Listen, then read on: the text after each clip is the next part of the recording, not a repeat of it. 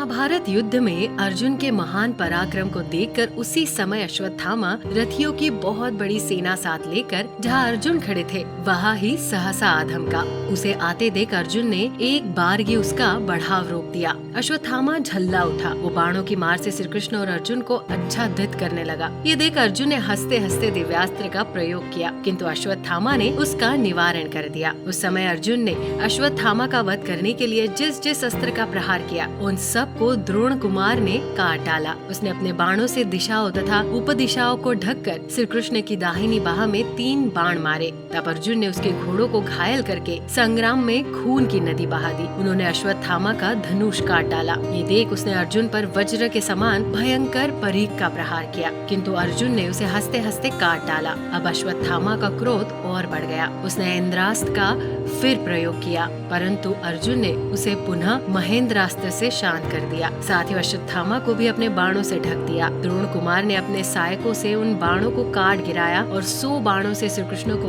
तथा 300 बाणों से अर्जुन को बीध डाला। तब अर्जुन ने भी अश्वत्थामा के मर्म स्थानों में 100 बाण मारे और उसके सारथी को एक भल्ल से मारकर रथ से नीचे गिरा दिया। उस समय अश्वत्थामा ने स्वयं ही घोड़ों की बागडोर संभाली और श्री कृष्ण तथा अर्जुन को बाणों से ढकना आरंभ किया। उसके इस पराक्रम की सभी योद्धा प्रशंसा कर रहे थे। इसी बीच में अर्जुन ने हंसते हंसते उसके घोड़ों की बागडोर को शूर्पणखा से तुरंत काट डाला। अब वे घोड़े बाणों की मार से अत्यंत पीड़ित होकर भाग चले। उस समय पांडव विजय पाकर चारों ओर तीखे बाणों की वर्षा करते हुए आपकी सेना को खदेड़ने लगे। उन्होंने कौरव सैनिकों की इतनी पीड़ा पहुंचाई कि वे आपके पुत्रों के रोकने पर भी ना रुक सके। तदनंतर दुर्योधन ने बड़े स्नेह के साथ कर्ण से कहा, महाबाहो देखो, पांडवों ने हमारी इस विशाल सेना को बड़ा कष्ट पहुंचाया है। तुम्हारे रहते हुए ये भय के कारण भागी जा रही है। ये जानकर जो उचित समझो करो। पांडवों के द्वारा खदेड़े हुए हमारे हजारों योद्धा अब तुम्हें ही सहायता के लिए पुकार रहे हैं। दुर्योधन की ये बात सुनकर कर्ण ने हंसते हंसते अपने धनुष पर भार्गवास्त्र का संधान किया। फिर तो उससे लाखों करोड़ों और अरबों बाण प्रकट हुए जो अग्नि के समान प्रज्वलित हो रहे थे। उन भयंकर बाणों से समस्त पांडव सेना आच्छादित हो गई। उस समय कुछ भी सूझ नहीं पड़ता था।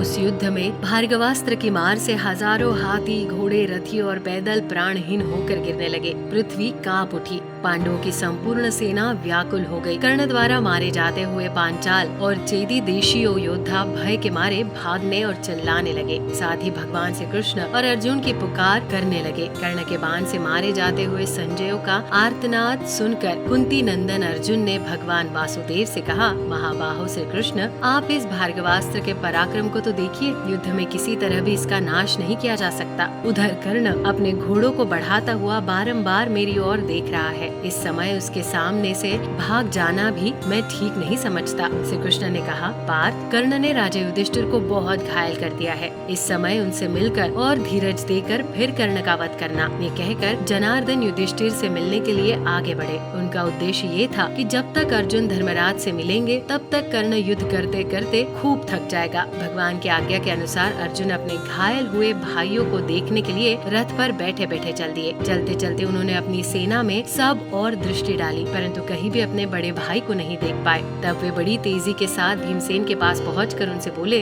राजा युधिष्ठिर कहाँ है? भीम ने कहा, धर्मराज युधिष्ठिर यहाँ से छावनी पर चले गए हैं। कर्ण के बाणों से घायल होने के कारण उनके शरीर में बड़ी पीड़ा हो रही थी। संभव है किसी तरह जीवित हो। अर्जुन बोले, यदि ऐसी बात है तो आप शीघ्र ही उनका समाचार लेने जाइए। कर्ण के बाणों से अत्यंत घायल हो जाने के कारण